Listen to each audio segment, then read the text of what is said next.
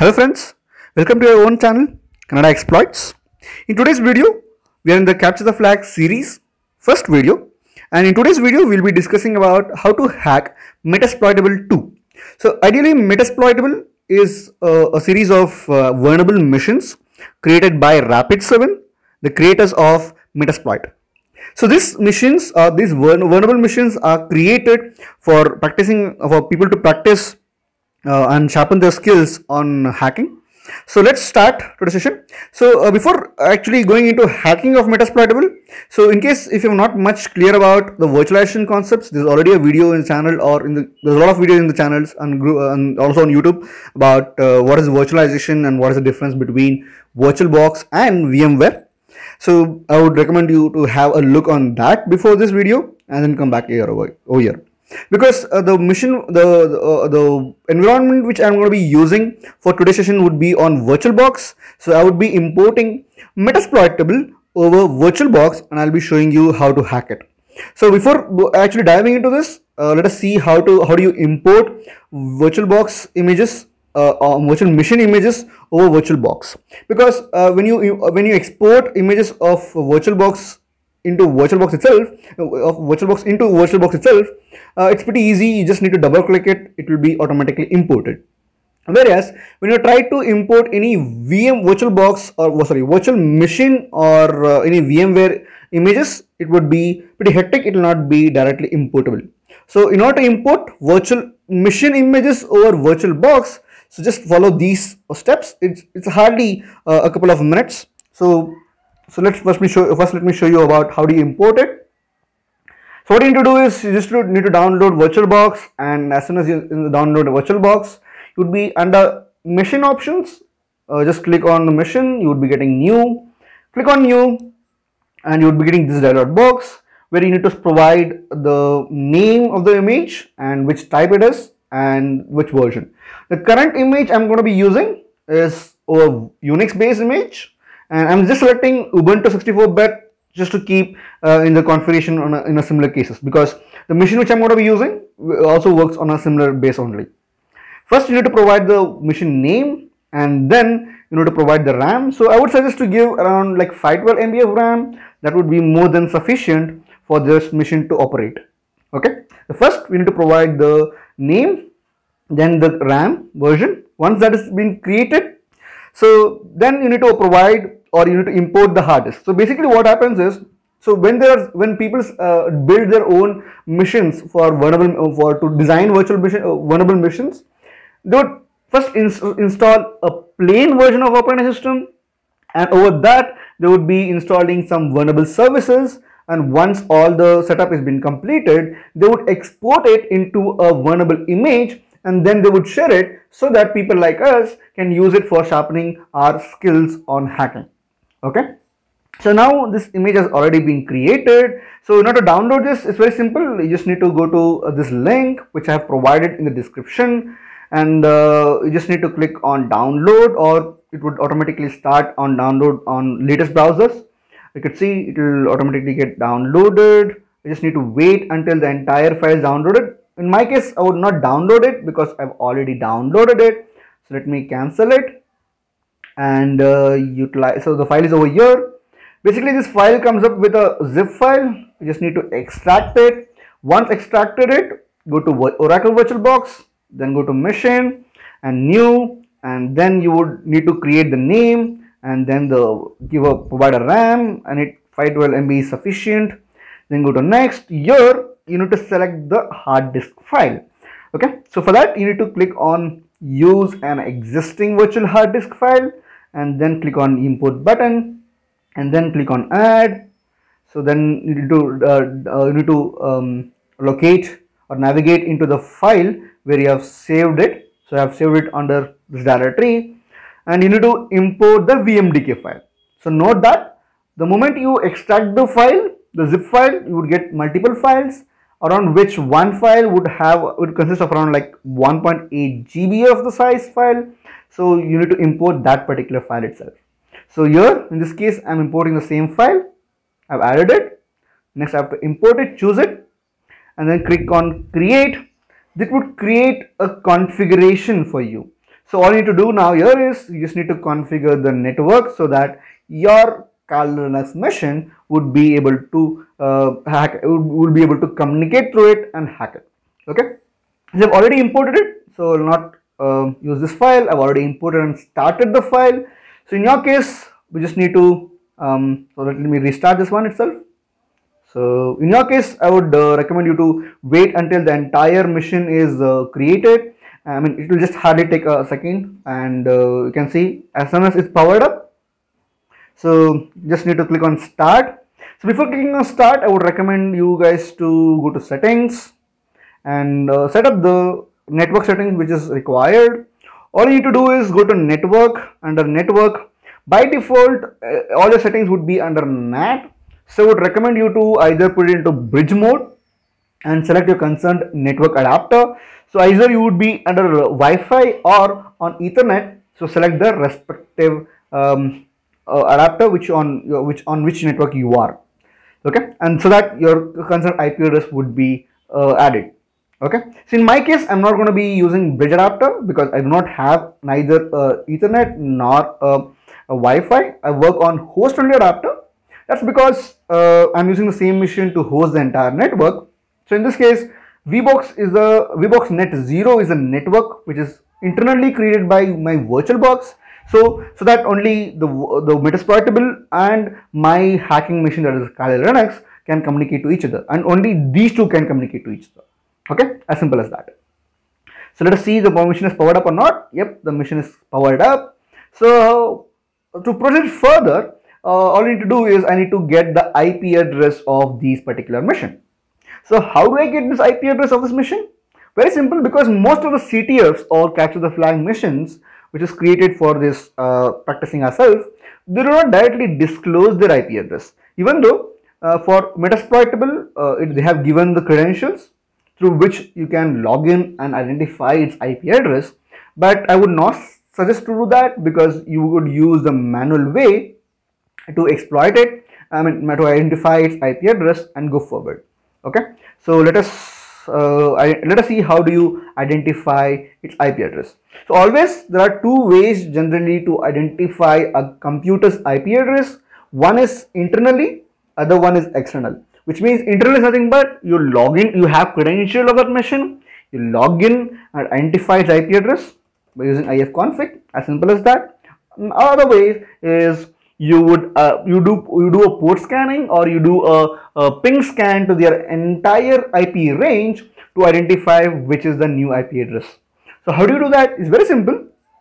So the base is very simple, that you already know that this computer or this machine which you have created on the VirtualBox uses this network adapter, isn't it? So VBox Net 0. Okay, if you do so since my Metasploitable and my Kali Linux can communicate to each other, the adapter, the network I'm using is the same, VBox Net 0, and my machine has got some IP address. In this case, it is 192.168.56.1. I can just do a generic ping scan to my entire IP range, that is /24, and sit back and wait for a while. It would show you what is your exact IP address. If you see in this list, so if you don't know what is port scanning, so you need to first learn about what is port scanning. So basically, port scanning or Nmap is a tool which is used to identify a bit of information like what ports are open, what services are running, those kind of information. So I'm using that to identify how many missions are present in this current IP address segment. Okay, so what I just did a ping scan to this entire range, which means I scanned from port IP address 192.168.56.1 until 192.168.56.255.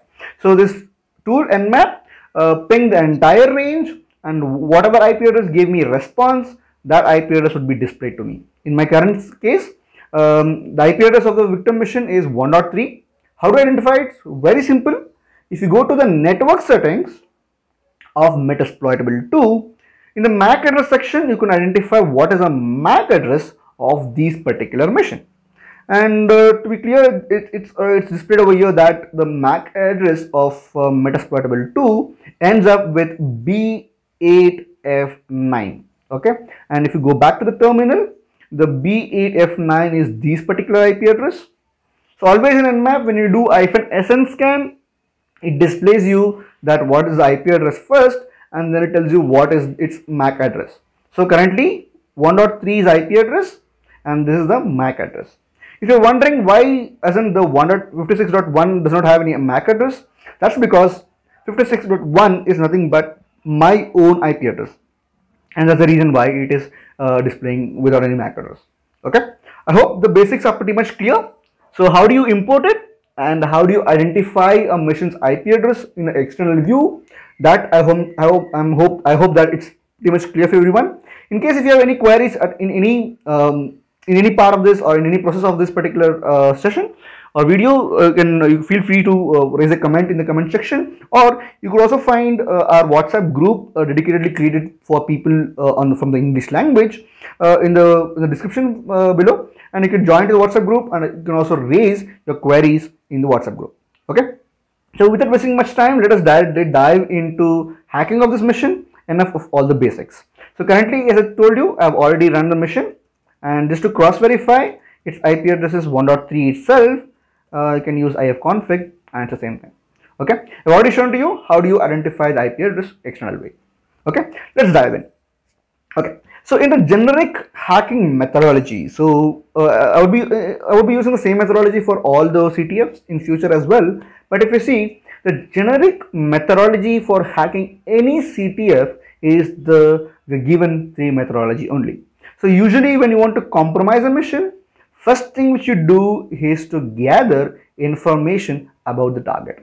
Okay, so that is the first stage is information gathering. That means you will gather as much as information as possible regarding your target. And second step is the exploitation, which means whatever information you have already gathered in the target, you will utilize that and you will try to exploit the mission. And usually sometime you would be getting a lower privileged access, and certain times you would get a highest privilege access. So if you get a lowest privilege access, you would be required to perform privilege escalation to perform each and every task. If you have got a highest privilege access, something like an administrator in Windows or NT authority in Windows or root in Linux, it do not require any privilege escalation. But after exploiting a mission, you will have to do something, right? So usually in capture the flag challenges, similarly to your treasure hunt games, they would be having a file in which your trophy is, right? So at least to perform that, you need to exploit and you need to privilege escalate so that you will get the actual flag in it. Okay, so I hope all the basics are pretty much clear. So the methodology we are going to do for every CTF is information gathering first. Second, we'll be doing an exploitation and compromising the mission. Second, the third is to post exploit it and try to gain an administrative access. Okay, so let's go forward and we'll be following the same process. So for all my CTFs, I'll be following the same template. That is, what all the information I'll be gathering, and as soon as I get any information, I'll be updating here so that it will help me to track my own things. So it will be easy. I'll be able to track the entire reporting structure. So similar to your network pen testing, when you try to perform any pen testing activity, you will have to provide the report, and this will help me to provide my create my own report. Okay, and in the whole process, we have already seen that our IP address is 192.168.56.103.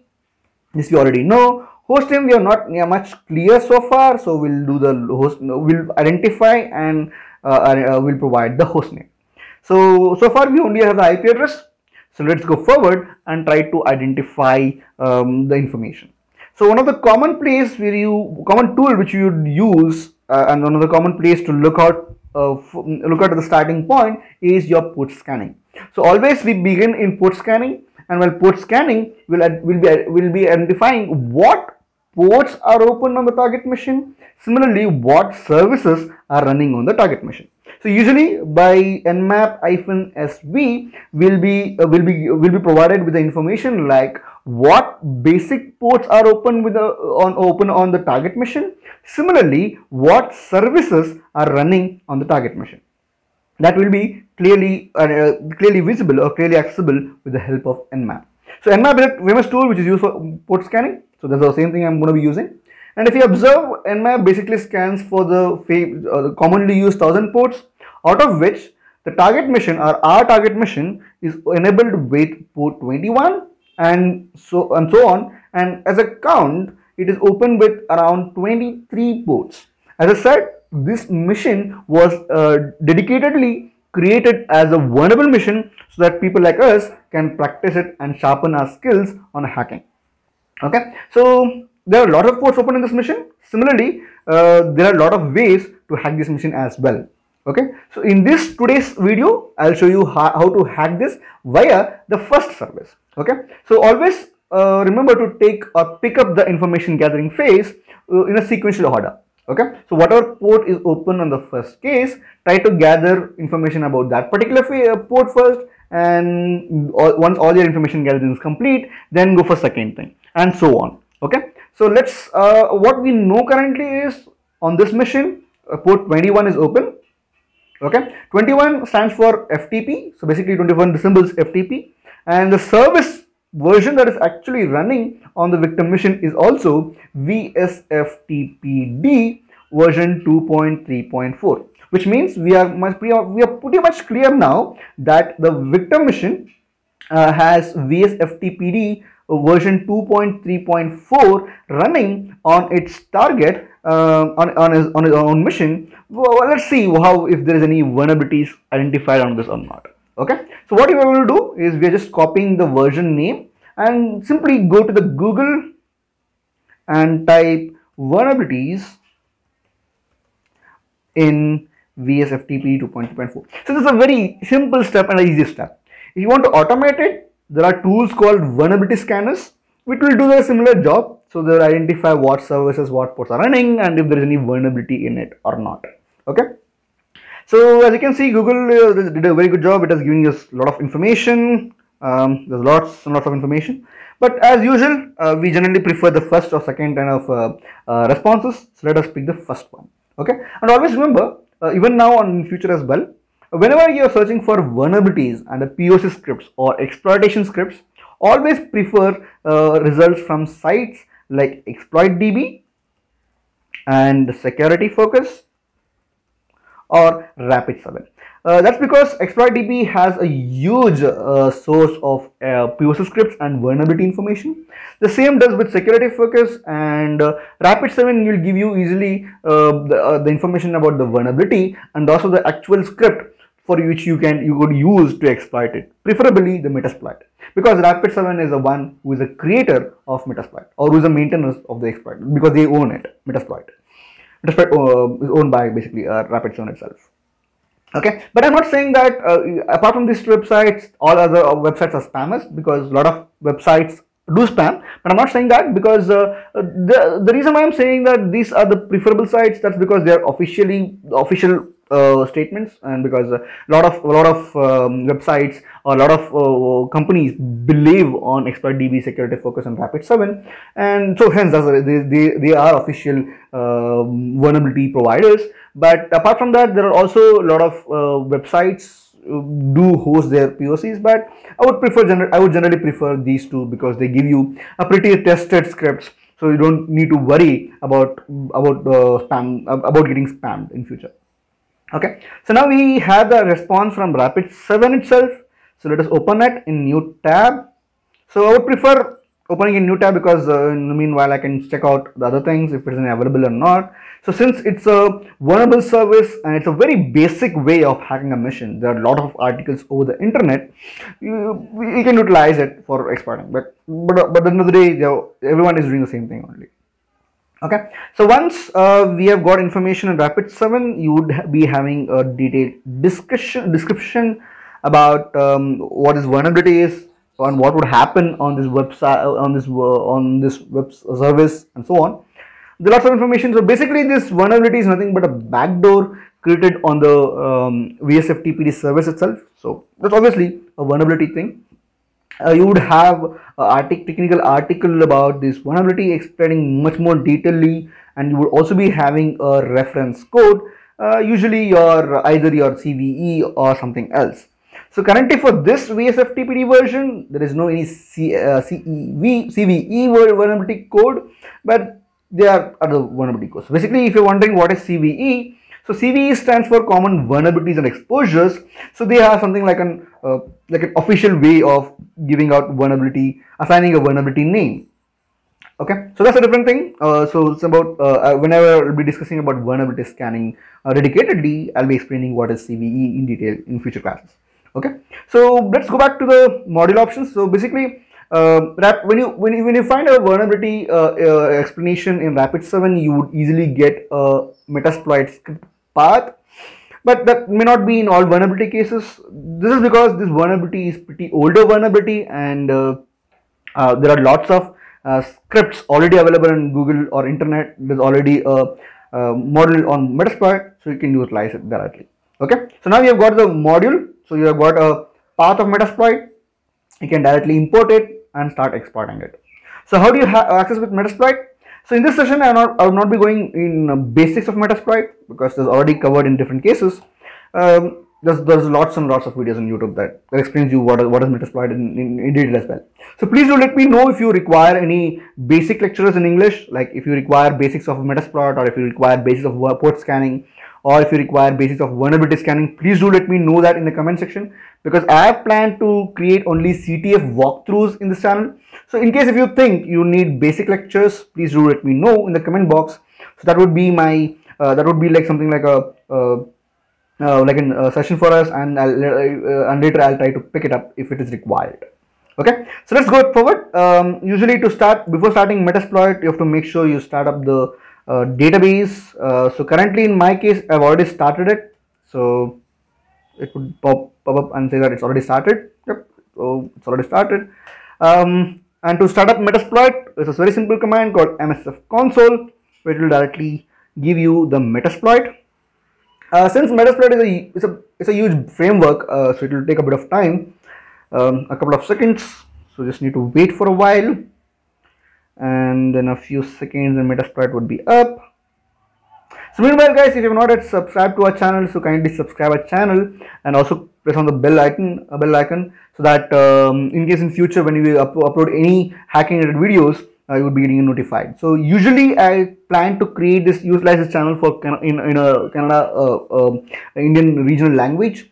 So because of a lot of requirements from my previous students, there is a reason I'm also making videos on English as well. So please do let me know if you require any basic like tutorials on hacking based topics. So that would be I'll keep it as a session, and I'll be creating the videos on English as well.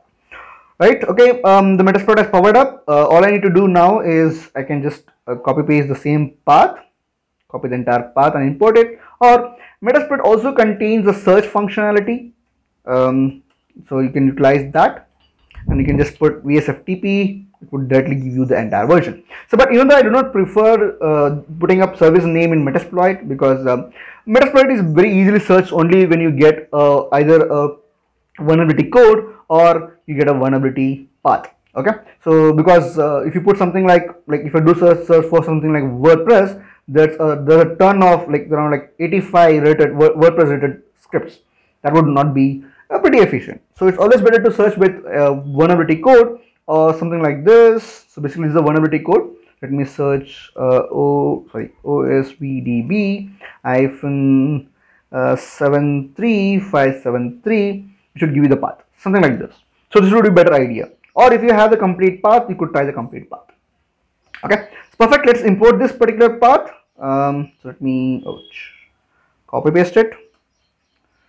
So I've imported the script, right? So you can see okay. So to see what all options your script requires, you can just type show options. It will give you what all options the script requires to power up and to exploit.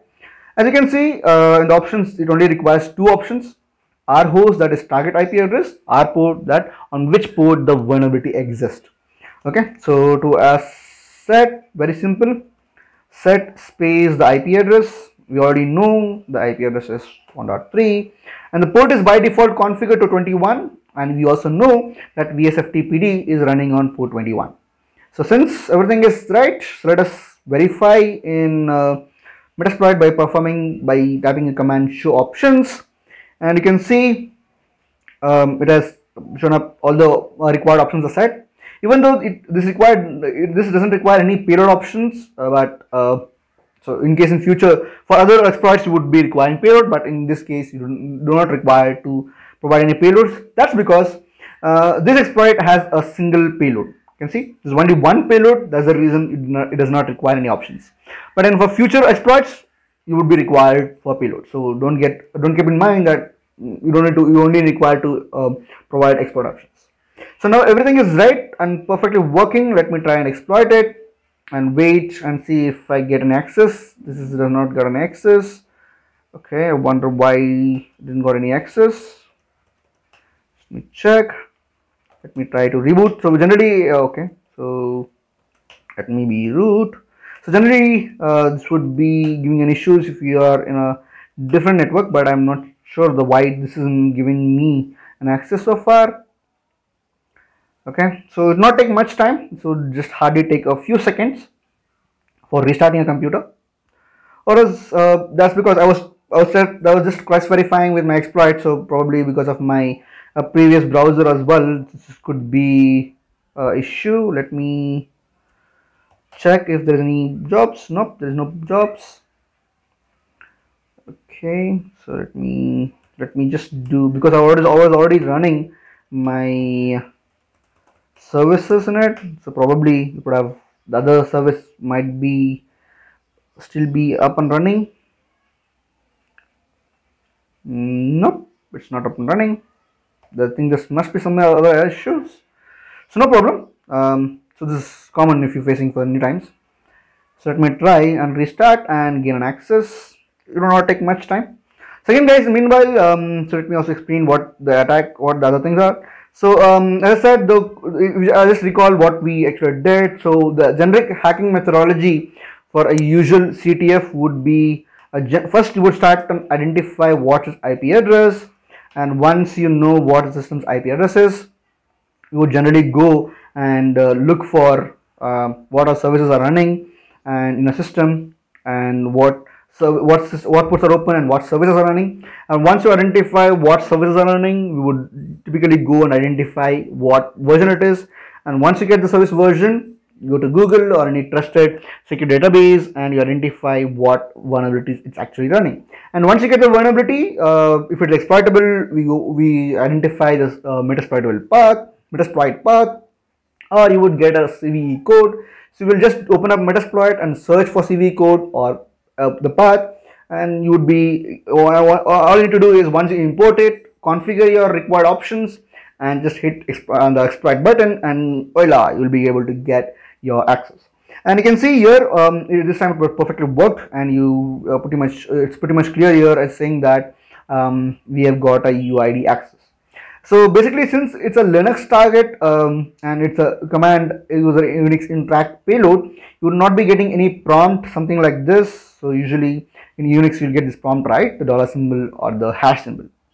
In this case you will not get it. That's because it's the Unix based target, and generally this Unix based payload, and in this case you do not provide. But whatever payload you provide, whatever command you provide, everything would be running over here. And so we can easily see what are the information on this mission. So usually what I would suggest is, as soon as you compromise any mission, there are usually two major things or three major things which you will be required to do it. As soon as you compromise a mission, first check first check the information of the mission, that is ifconfig or ID or UMI, to identify as which user you have logged in and what is the mission's information. And you can also provide a name -a to identify what architecture the victim mission belongs to. Here you can easily identify the victim belongs to victim's IP address is 192.168.56.103, and we can pretty much surely say that we have already got a root access, which means we have already got the top level access on the mission. But in other words, it means that we do not require to perform any privilege escalation. We have already a root. Oh yes. So yes, after that you need to this reveals what is the kernel information. So this mission is nothing but metasploitable. Even the host name is also named under Metasploitable, whose kernel version is 2.6.34, which is actually a 32-bit machine. It's not a 64-bit machine. As simple as that. Okay, so this was a very simple way of hacking Metasploitable 2. I do understand this mission, this video has been a pretty lengthy video. That's because I've explained you a couple of basics things like what is port scanning in a few words, and the way to import Metasploitable into VirtualBox, and discussion about how to identify the IP address. So since there were a lot of basic things that was discussed, this has taken a bit of amount of time. So this would not happen in future, because in futures I would be going directly to the hack without being covering the basics, because basics have already been discovered previously. So what we have identified, just to show you the proof what all we can do in this mission. So you could do literally anything on this mission. Just to show you one POC, so that we can make sure that we have audio access. These are the existing users. As you can see, the last system user is BKOB. So let me try to create another user. So let me put hack with BKOB. Okay, simple. It's asking me to create a password. Let me create BKOB and BKOB, and fill in the basic information which it asks for me to perform, and hit on Y, and it's done. And now you can see that the hack with BKOB user has been successfully created. Okay, so this confirms me that I have a root access, because only if you're a root, only then you can create the mission. And you can also confirm that. Let me try to switch myself to hack with BKOB, and yes, here am I. Hack with BKOB. Okay, so this was a simple exercise for us to identify and sharpen our skills on hacking. So in this session we discussed about how do you compromise a Unix machine and what are the methodology for it. I use a very simple methodology. You do a port scanning, you get a version, go to Google, identify the vulnerability, and as soon as you get the vulnerability path or a vulnerability code, go to Metasploit, search for the code and import the script, and shoot up your Metasploit, and you'll be able to get the access. Okay, always do remember, your victim and attacker both should be reachable to perform any type of hacking. Okay, so hope everything was clear, guys. If you have any queries at any point in this video, if you're not able to following up, so please do consider putting up your query in the comment section, or in the description box you would be getting a WhatsApp group link. You could join the WhatsApp group or a Telegram group which have been created on, and you could punch in your queries. So please don't call me on the session, because I would be either on one of the different sessions. So you could raise up the queries in the chat, in the WhatsApp group. So I'll be answering your queries in the WhatsApp group. Okay, so I hope it was pretty much informative, guys. Hope you guys enjoyed it. See you all in the next video, guys. Happy hacking, everyone.